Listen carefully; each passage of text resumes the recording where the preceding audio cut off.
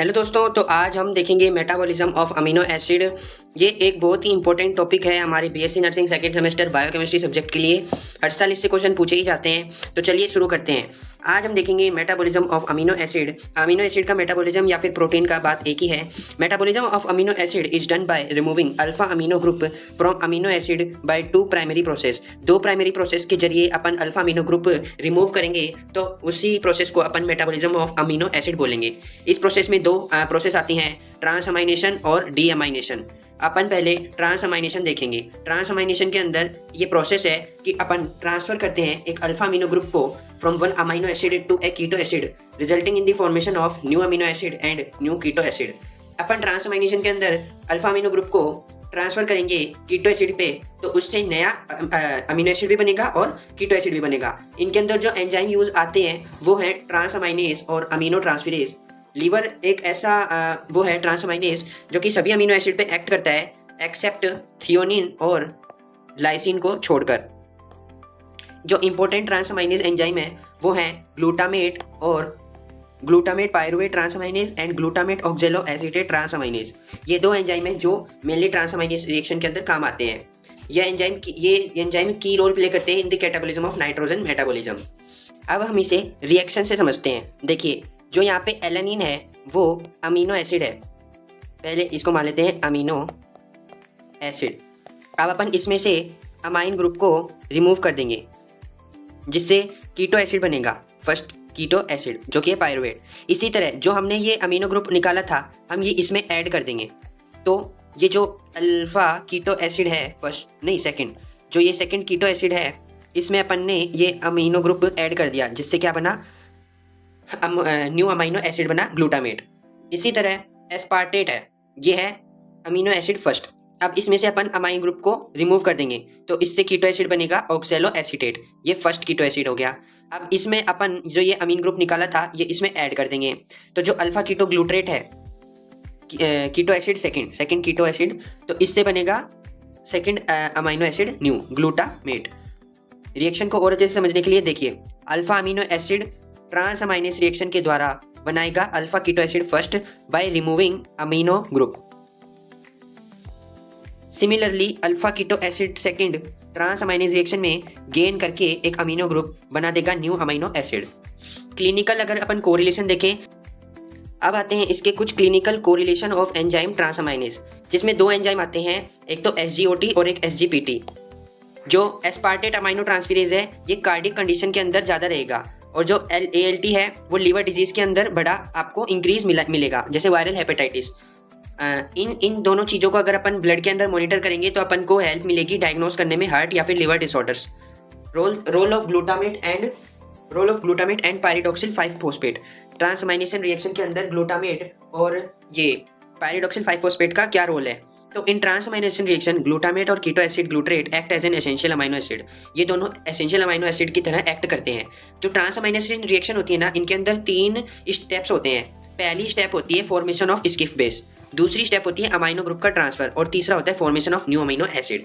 जैसा कि मैंने बताया, अमीनो एसिड फर्स्ट रिएक्ट करता है पायरिडॉक्सिल 5-फॉस्फेट से पीएलपी, जिसकी वजह से स्किप बेस बनता है। अब उस अमीनो एसिड से रिएक्ट करते समय पीएलपी प्रोटोनेट हो जाता है और कन्वर्ट हो जाता है पीएमपी के अंदर। आगे देखते हैं। Now the Schiff base is hydrolysis and converted into keto acid and PLP is converted into pyridoxamine five phosphate PMP. मैंने बताया ना कि जब अमीनो एसिड पीएलपी से रिएक्ट करेगा तो प्रोटोनेट होकर पीएमपी में कन्वर्ट हो जाएगा।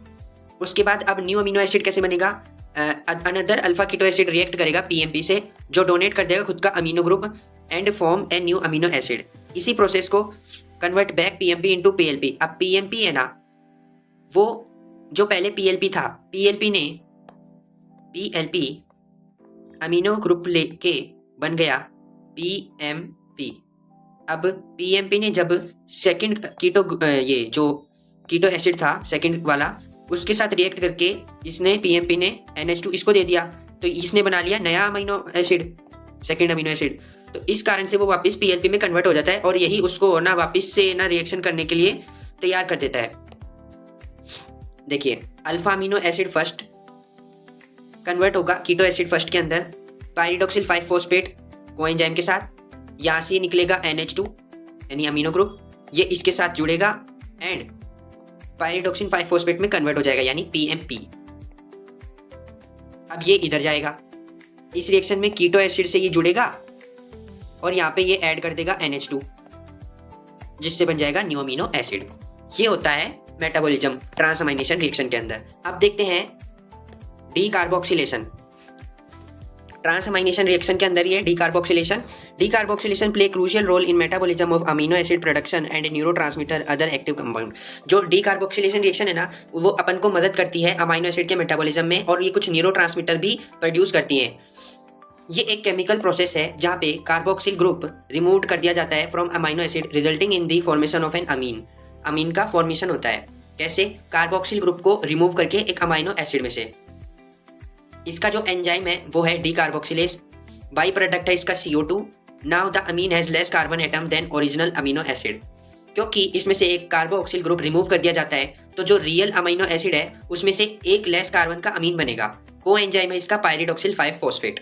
रिएक्शन देखते हैं, RCH और ये है अमीनो एसिड, ठीक है, COOH।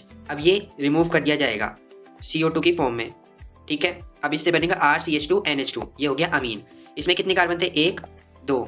इसमें कितना है? 1। तो एक कार्बन का लेस कार्बन का ये अमाइन बन गया।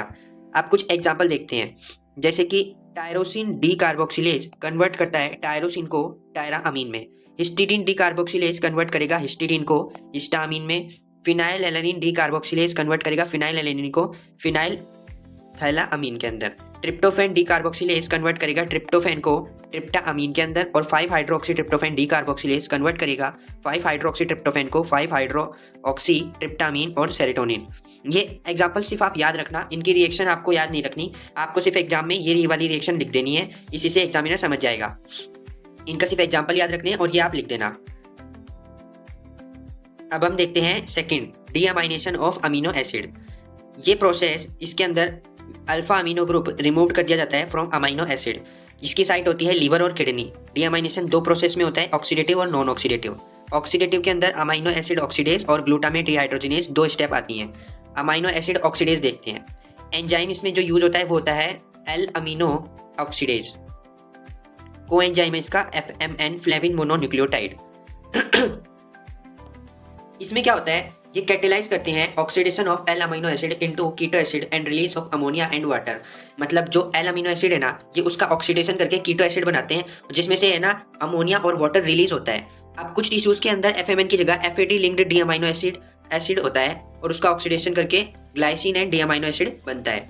रिएक्शन देखते हैं, ये है हमारा एल अमीनो एसिड, जिसमें हमारा कोएंजाइम FMN होगा जो कन्वर्ट हो जाएगा FMNH2।